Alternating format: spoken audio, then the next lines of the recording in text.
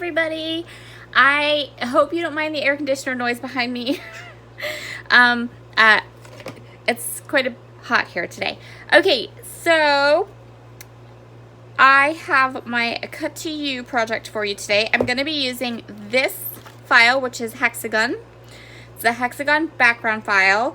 I'm going to be using my Maggie Holmes Sunny Days paper pad. And I am going to be using this photo of my two adorable nephews at the beach. So what I'm going to do before I come back and create the layout off camera, I'm going to go through the paper pad and I'm going to back all of these beautiful hexagons, and then I'm also going to, hold on, there's a paper. I'm looking for a paper. This one. I'm also going to go ahead and fussy cut these seashells.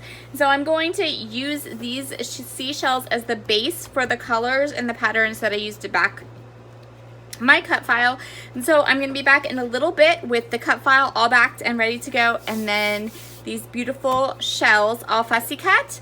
And then I'm thinking about doing like a mixed media watercolor background too, which I will do on camera. I haven't decided yet, but I'm going to start there. I'm going to start by backing the cut file and fussy cutting those foiled shells, and then we'll see where we go from there. So now I have my cut file. It's all backed with all different patterns from that paper pad, and I think it turned out really sweet. That particular cut file really begs to be backed with a cut file. So I want to use a little bit of mixed media on my background. I know I mentioned that, and I decided that that's what I want to do. So this is a sheet of hot press watercolor paper. I'm going to use a Mr. bottle and my Kuretake watercolors that I love. You can see they are well loved and well used. So I'm just going to go ahead. I'm going to spray my watercolors with some water to start getting them juiced up and ready to go. And then I'm also going to spray my watercolor paper. Now, if you are someone who wants to try this technique, please make sure that you are using hot press watercolor paper or gesso your paper. If you use plain cardstock and then do what I'm about to do to your paper, you're going to end up with a big mess because this is a specialty paper that is made to do what I'm doing with it. So just keep that in mind. You may need to use some gesso on your background if you use a cardstock paper. So what I'm doing is I'm taking this wide brush. This is my favorite wide brush. It's from Brutus Monroe. And I literally just did what you saw me do there. I put watercolor all over my paper, and now I'm going to go ahead and hit it with my heat tool to dry it. So if you want your watercolor to dry back and be kind of like look less like water, right? I wouldn't use a heat tool. I'd let it dry naturally. And I'd also suck up some of the water that's on your paper. If you want it to look like water, like to have that watery look, which is what I wanted, after I had all the paint strips painted, I hit it with my spray bottle again. And now I am going to go ahead and hit it with my heat tool. And this is going to pool. It's going to dry everything so that you have that kind of sharp edges and watery edges, and that's what I particularly wanted. Now, it ends up going a little crazy with the heat tool. I'm not going to lie. I went to and was drying all of this, and it was looking awesome and amazing and beautiful. And then I burned a spot, and you can see where I burned there. But after placing my cut file over it, my cut file is going to cover that up totally and completely, so I'm not too worried about it. But you can see there how we got that watery kind of look, and that was because we used a lot of water and then dried it with a heat tool. So I'm going to go ahead here and use some glossy accents on my paper. I'm just splattering a bit of white here and there and everywhere. And then I'm going to go ahead and let that dry completely. And then I also put it under some heavy boxes or paper pads overnight so that it would dry flat as well. And then you can see this is the magic of hot press watercolor paper. We put all that water on it, and just put it under something heavy overnight, and it's done and flat. So now I'm going to go ahead and I'm going to add that cut file. I'm going to stick it down with my Nuvo Deluxe adhesive. Anything that I'm going to stick down on top of that watercolor base paper, I'm going to use Nuvo Deluxe adhesive to make sure it sticks really good. So I decided that what I want to do is I want to pop up this photo. And I just want a little bit of a matte. And the best way for me to get a really nice, sharp, good, thin matte around my page. And to do that, I use this tiny trimmer from, well, it's not tiny, it's 7 inches, but this smaller trimmer from Cherry. No, wait, stop. It's Creative Memories. Anyway, if any of my subscribers are Creative Memories advisors, leave me a comment below, because this is my most favorite trimmer in the history of ever. That particular trimmer is probably 15 years old. Like, it's crazy old. But the edge of it is starting to go dull, and I need to replace mine. So if they still have it, and if any of my subscribers is a Creative Memories advisor, leave me a comment below. Let me know, because I definitely need to buy another one. And I would like to support my subscribers, because you guys support me hugely. So I decided I wanted to pop up my 4x6 photo, and I'm going to do that with some fun foam. I'm going to go ahead and place Nuvo Deluxe adhesive between the layers of fun foam and my photo, because I just find that works the best.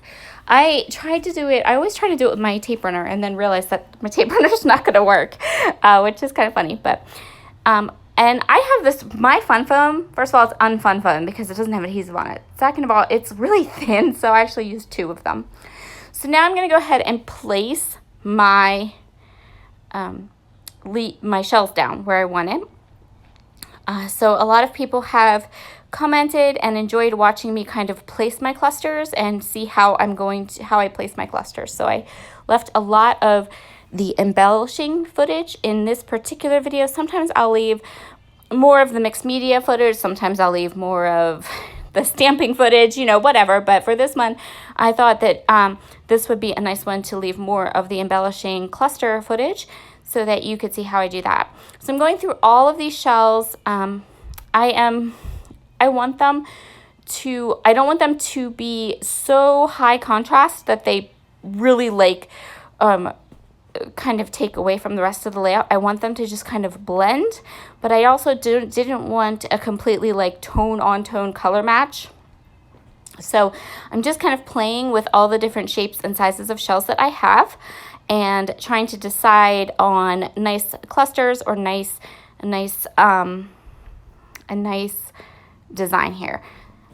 So that's what I'm doing here. Now, I do end up kind of messing with some of these clusters that are down around my photo, because I want to place my title directly to the right of my photo. And so I'm just kind of deciding how I want them to be situated right now. So the next thing I want to do here is to kind of get an idea for some of these ephemera pieces. So some of these ephemera pieces are from the cut apart sheets that were in the paper pad, and then there are, I think, 2.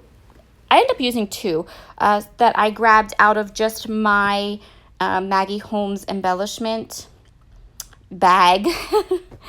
And I'm going to use those 2 right there, that corally colored 2, and the little acetate paper, like a paper clip. And then I'm also going to use 2 of the tags. Those are from the cut apart sheet. So I know I want to keep my shells here. This is where I want them to be. So I'm going to go ahead and put them down, just the 2 rows above the top. I'm still going to mess with those clusters on either side of my photo, and you'll see that in a minute. But I'm going to my plan is that if there is only 1 shell in the hexagon, it's getting just tape runner down to the pattern paper. If there are 2, I'm going to pop up 1 of them, just for a little bit more depth and a little more dimension.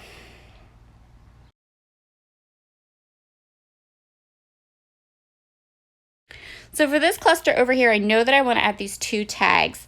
And I know that means that my shells that I had placed there are going to get moved. We're not going to need some of them. Some of them are going to get covered up too much and things like that.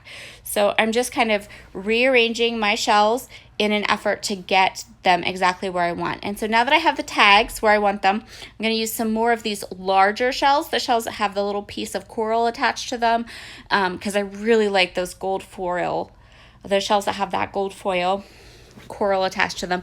And I'm going to create a border across the bottom of my tags. I'm going to layer the shells around each other. Some are going to be end up being up on pop dots. Some of them are going to be down in like the background. And so I'm kind of overlapping them and just coming up with something I like. I knew I wanted at least one shell that had the coral in it, which I do get. And then after I get those things up and the way that I like them, I'm just going to go ahead and glue everything down. So most things are going to get just tape runnered straight to the bottom of, straight to the layout. And then when I do the border of the shells across the bottom, I do end up putting some foam tape on top of quite a few of those. And then I went through all of my thickers and I chose these gorgeous Fitzgerald thickers. They are from one of Chamel's collections and they are my favorite. This font is by far my most favorite font ever. And I don't recall which. This might have been from Pink Paisley's collection. They did a fall collection. I think that might be what this is from. But they're like this beautiful blue and they work perfectly with my background and with all the other elements in my layout. So that's the one I'm going to use. It just says Beach Babies. On the actual layout, you can read it quite easily. I know on the video it looks a little wonky, but it doesn't in real life. Okay, so now I'm adding some of these little bits and pieces to the element down up in the top corner. So the way that I am creating this cluster is that little sunshine's getting popped up underneath one of the shells and behind that little paper clip. And now I have some shells that I cut out that were on like the edge of the papers. I'm just going to use those because I'm going to kind of give the illusion that these are full shells. They're kind of tucked under the photo, and so there's no need for me to actually have to like cut into one of the full shells I fussy cut. I can just use these that have a straight edge, line them up, and I am good to go. So I am starting with larger pieces and moving into smaller pieces. That's how I do my clusters almost always. I start with that like coral 2 and that yellow sunshine, and then I just kind of tuck the next kind of smaller bits and pieces around those. And so I have those all ready to go. I'm just going to kind of tuck everything in and around and get them situated. And that's going to complete this layout. Thank you so much for joining me today. Please be sure to check out this hexagon cut file. I'll leave the link to it for it below down in the description box so that you can go ahead and grab one if you like. It's a super fun cut file and I love it. All right, here are all of your close-ups and I'll talk to you again very soon. Bye.